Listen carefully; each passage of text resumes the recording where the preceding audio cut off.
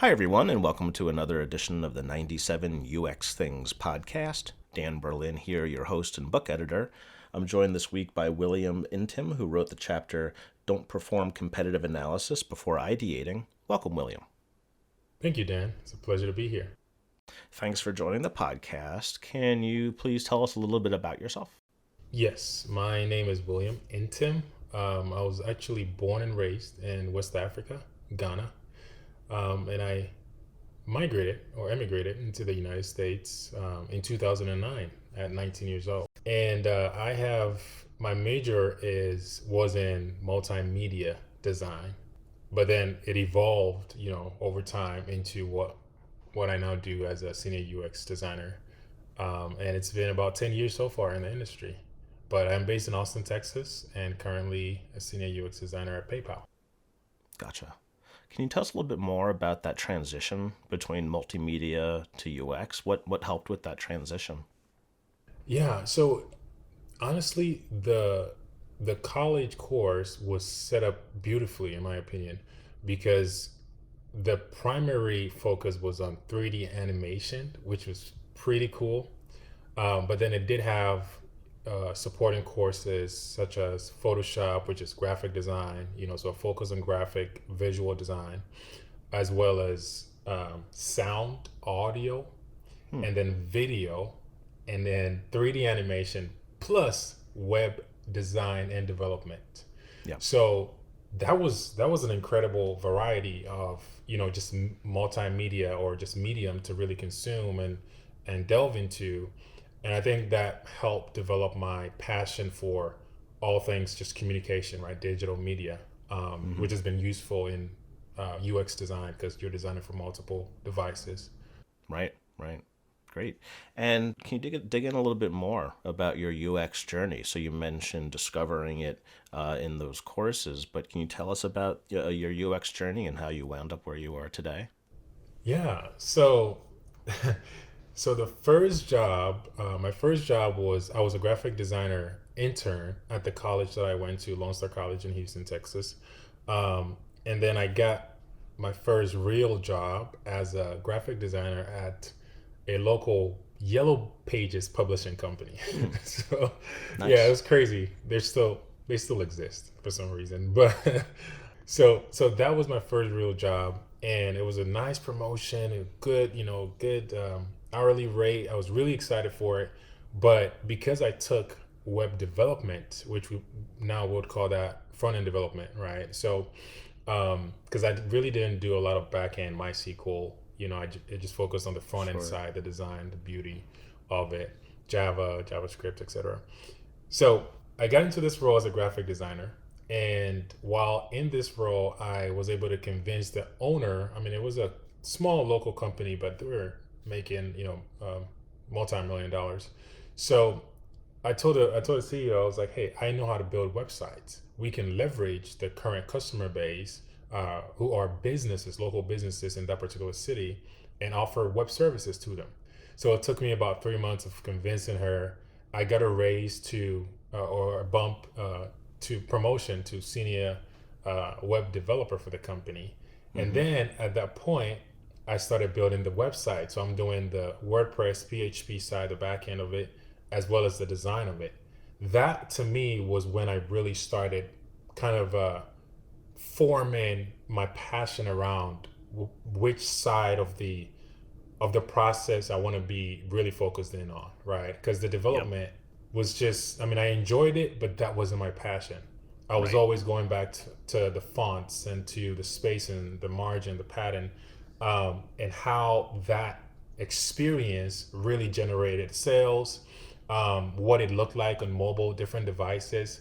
So that was when, the world of UX really, I think, occurred to me. And then prior to that, I went to a career fair prior to getting that job that had a UI role. And I remember speaking to the company, and I said, "Hey, I'm a graphic designer. Like, I'm really good. I have a portfolio of print, and I had, back in those days, you had those huge PDF. You're walking around with your graphic prints and everything. Oh, So, right. Yep. like you always had the physical prints, right? I had that. I showed it to them, and they're like, "Well, we're looking for a mobile designer." And I said, "What do you mean?" They said, "Well, for mobile apps." I said, "Well, I'm a graphic designer. I can do it. It's the same thing." They're like, "No." So I was turned down, Hmm. back then, Yeah. and I think that was like that. That is still that curiosity and frustration as well, because I thought to myself, I know I'm a really good graphic designer, but these guys just turned me down for some UI UX role, Yep. and I decided to look into it some more. So fast forward with this web design and designing for all these different devices, that was when I really realized, oh, this is what UX really is, and there's a whole discipline, with processes and principles and methodologies that really bring this to life even more. And I was like, Hmm. wow. So then I started focusing on the design. I told him, hey, look, I don't want to do the development anymore. And then I Yep. started pursuing UX centered roles. That's kind of how it really formed for me there. Wonderful. I love hearing that transition from the development and graphic design to getting the more holistic view and realizing that you're leaning towards the other side of that and following that. So thank you for sharing that. Yeah, definitely. Your chapter, Don't Perform a Competitive Analysis Before Ideating. Can you please tell us about that? Yes. So there's a lot to say about that chapter. The background of that chapter really stemmed from working with, distributed team around the world of UX designer, great UX designers, but then noticing this very, I guess, minute but also very important part of the process. Because during design meetings, or I guess product requirement meetings, etc., whatever you want to call it, um, intake meetings, right? I found out that designers were quick to pull up what the competitor was doing or Yep. what other businesses and companies are doing. And I think that was a shock to me, in the beginning, because I thought to myself, oh, that's what we do. Okay. And Hmm. then it was just so normal. But I never did that. I always wanted to craft the experience or ideate first of what I thought the perfect solution would be based on the data points and the data sets that I had in that particular project or business or company or moment. So that really was something that took me aback a little bit, and I pondered over that. I ended up pondering over it for about a week, and then I had to vent. I was like, I need to, this needs to go Hmm. out. And I put those thoughts together and realized, you know what, I do have a point. I did some more research on that and realized, yeah, there is bias that's formed with that, because you cannot at first instant just reach out or view what competitors are doing and then come back and produce original work. So Yep. that was that, cycle for me where I reached that conclusion, but I needed to validate it. So I, got on YouTube, got on, I read some books. I think one of them that stood out to me was I think it's the Blue Strategy or so. And I've forgotten who wrote it, but it talks about Blue Ocean Strategy. It talks about, competitive analysis, but also kind of building products based on what competitors are not doing. So Hmm. there is a whole world around competition, what competitors are doing, and then even to find out that our sprint cycles also affect what's out live in production.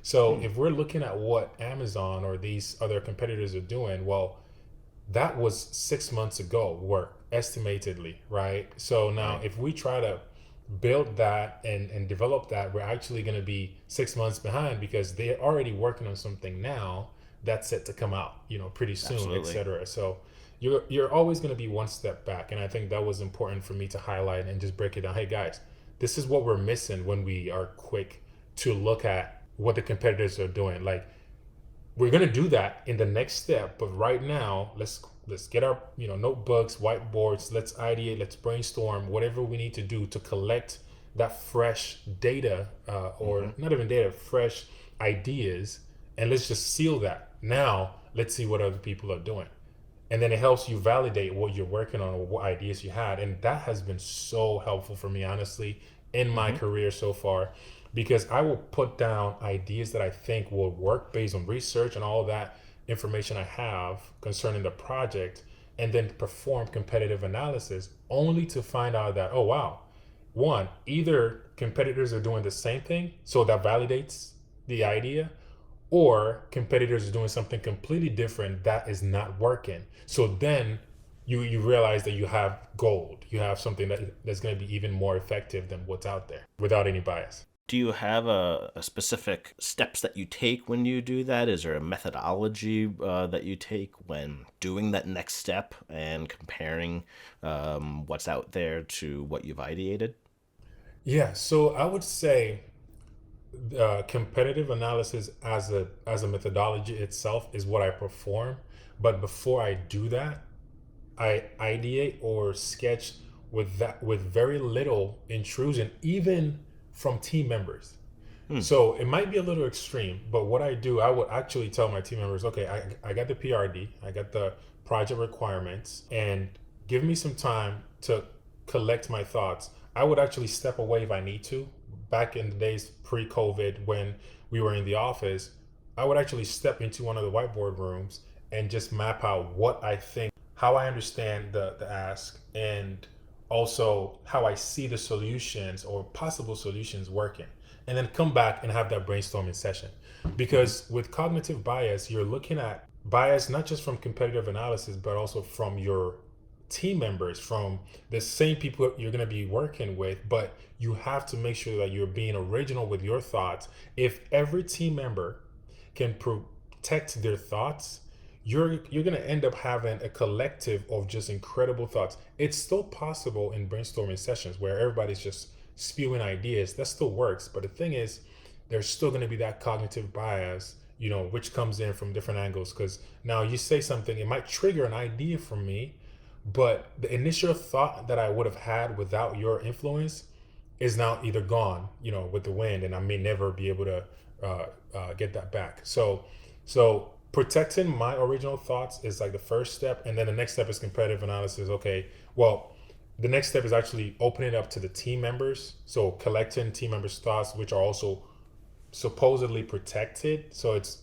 original, authentic, and then we put those together, brainstorm, and then also introduce competitive analysis, figure out what are our competitors doing, how can we involve our research teams to, what data do they have to support or influence kind of the solutions that we're proposing or thinking about. And then we go from there, and then we can analyze and use affinity mapping or card sorting or whatever we need to do to kind of group and sort out the possible solutions that we have for this particular problem. Yep. Yep. Thank you for that. Yeah. It sounds like you've been doing this for a while. Tell me about resistance to this. Have you encountered resistance to this way of ideating, and are there ways of overcoming this? I have. I have. I think it's not really done purposefully. I would honestly say it's mostly just habit and also time constraints or deadlines. So that also forces the process to be shortened, to be very fast and swift, and leaves very little room for us to really be attentive to individual steps of the process. But I think personally, I've been, like you said, I've been doing this for a while, and that has also helped me develop my own way of protecting these thoughts. And you can't really 100% avoid cognitive bias, right? Because we're always using apps and we're watching, we're out there, there's media, there's ads. So you always Right. have some kind of information coming in. But to take that extra step to protect the little that you have left is still useful. So yeah, I do get the pushback, but not willingly. It's just, normal, natural constraints of like deadlines. We need this like yesterday. So Mm-hmm. then you're either stuck with, okay, I need to ideate and pour everything out right now, or I need to just not be so, I guess, overprotective of it and just let maybe this one go, because you have team members that are around the world, they're in different time zones, and this particular moment is the only moment that you might have to have everyone in the room. So there's so many little situations that affect your ability to follow this principle. But if you do it well enough, you're still able to, upon hearing that process, because it's all about speed too. Sometimes, Of course. part of the time. But you're able to kind of like I can actually be hearing or listening to a product requirement and already formulating ideas and solutions in my mind before that project requirement is done being read. So that helps me already know, okay, I'm either jotting, things down, writing things out, typing out on my text edit or notepad before the team is like invited to speak or pour ideas in. So that helps collect a little bit of gold. I call that those gold nuggets before it's influenced. Yeah. Well, even just Yeah. taking those few moments, even if it is just a few moments or hopefully a day, to collect your thoughts before digging into looking what's out there. Even that Yes. small little bit can help so much. Yes. And I'll to add to that too. I just I just thought of this. Please. Um, you know, uh, Sometimes as the PRD is being read, you have team members or even the project manager will already suggest some solutions as they're presenting this problem statement to you. So being able to say, give me some time, right? So I'll do that. Like you said, just say, hey, give me some time to, kind of figure out, explore some options first, and then I'll circle back with you and we can kind of brainstorm and figure out what ideas that we want to put together. That definitely helps because I've had some of those slip through the cracks where it's like your brain or my brain gets stuck with what was said or kind of, that solution that was presented along with the PRD, and then I find myself going down this road of trying to make that solution work, and Mm. then only to go all the way, create the mocks and present it and do a design review, and then come back to the same place that I would have arrived at if it was just my idea, because that initial idea that came with a problem statement didn't work. Of course, it wasn't something that a UXer really thought about. Okay, knowing what I know, having the experience I have, this other solution is probably going to work better, right? But also giving it into what the project manager is bringing down, that does affect, the experiences you create and the effectiveness of it. Yep. Yep. Yeah, And all this not to say that competitive analysis isn't important because it still that's can be correct. very important. It's just a matter of when. Is that right? Yeah, yeah, that's right. It's super important because, like I said, it helps validate your solutions. It also helps you identify gaps in your own user experience or in competitors' user experience. So that also helps you kind of identify the, I guess, what would you call them? Not gaps, but the opposite of gaps, strengths, right? So it helps you identify the strengths in your user experience as compared to your competitors, and you can use those strengths, right, for marketing campaigns. I mean, you Yep. can really run with it and kind of drive those, numbers up when it comes to conversion, etc. But it's super important. It's just a matter of when. Yep. And when doing those competitive analyses, are there certain ways we should be doing them to make them most effective in UX That's a design? good question. I mean, with the influx of data and the constant shifts of user behavior, the volatility of user behavior is also kind of increased over just this past year and couple of years. That's a good. I would Sure. definitely say. I think yeah, it goes back with starting with your user and truly identifying true competitors. That would be my baseline. Okay, that would be the foundation that I'll build this on Mm. because sometimes from the outside, two businesses might seem like they are in competition with each other just because they might be in the same category. If you dig into the demographics and geographics of your users, right? The household income, etc. You realize that you might actually be targeting different consumers. And then that also affects how you Mm-hmm. perform competitive analysis because you can rule that competitor out and just focus on the ones that are truly your competitors. So it really, for me, I think the big part will be truly identifying your users, right? And identifying the users of your supposed competitors and comparing to make sure that you have at least, I would say, over 70-80% similarities between those users. That would be quality information. But if you're looking at anything, 50%, Yeah. that's not really strong data. I think that would be something hurtful to try to base your experiences and updates and optimization on a 50% competitor. You want to kind of make sure it's a higher amount in Yeah. that regard. That would be the biggest one for me. And then of course making sure that you're collecting data the right way, and you have a good research team that has access, of course, ethical ways of collecting this data, and just really practical ways of not hurting the market, and being being considerate of the methods, the way we collect the data, how we're infiltrating the competitive systems, etc. It's a whole it's a whole kind of a ethical part that follows that. Yeah. I that's a whole nother episode here. Yeah, I Yeah. agree.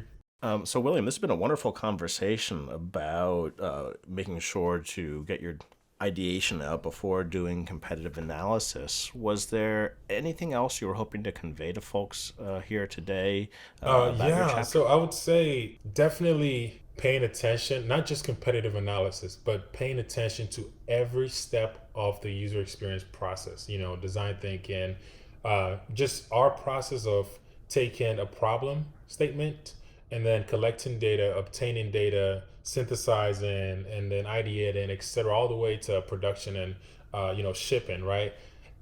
I want users to pay very close attention to the steps of this process, and then also the order of these steps, Yeah. because if it's not done in an orderly manner, then you are bound to get different results, right, at any step of the process that would affect your overall output.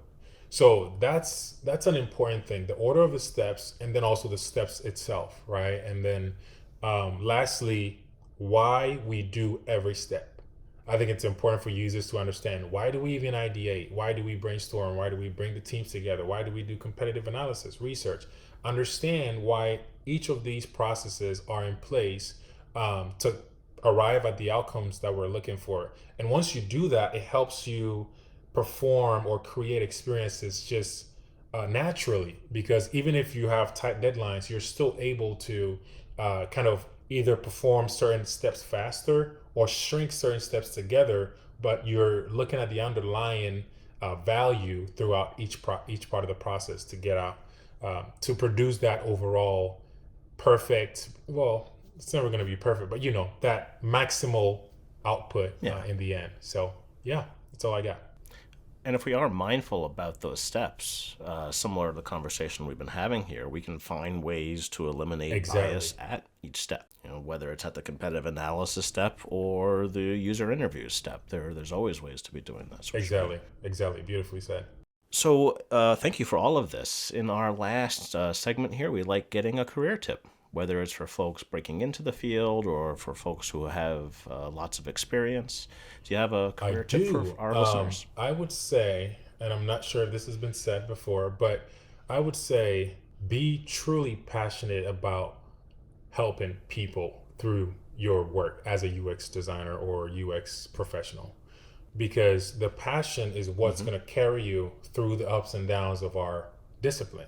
It's very emotionally tasking, and you can have your work, your experiences that you create be pushed back, be ignored, be rejected. Now, if you're not truly passionate about it, this can kind of sway your motivation levels, right? Which would affect your performance and eventually lead to burnout. So I would say make sure that you're protecting your passion and you're still falling in love with, what we do as user experience practitioners, because we are shaping the future of technology and human computer interaction. So let's keep that keynote in mind. Wonderful. Thank you for that. Yeah, and not and the passion for the user and making sure we keep the user in our Exactly. UX Exactly. conversations. Yeah. So, William, this has been a wonderful conversation. Thank you so Yeah. much No, for thank you for joining me having here me. This today. has been awesome. I appreciate you putting this together for UXers out there. I know they're gonna find this very useful. I hope so. That's Yeah. that's the goal, right? Thank you for listening, everyone. You've been listening to the 97 UX Things podcast. My guest today has been William Ntim, who wrote the chapter Don't Perform a Competitive Analysis Before Ideating. Thanks for listening. You've been listening to the 97 UX Things podcast, a companion to the book 97 Things Every UX Practitioner Should Know, published by O'Reilly and available at your local bookshop. All book royalties go to UX nonprofits, as will any funds raised by this podcast. The theme music is Moisturize the Situation by Consider the Source. And I'm your host and book editor, Dan Berlin. Please remember to find the needs in your community and fill them with your best work. Thanks for listening.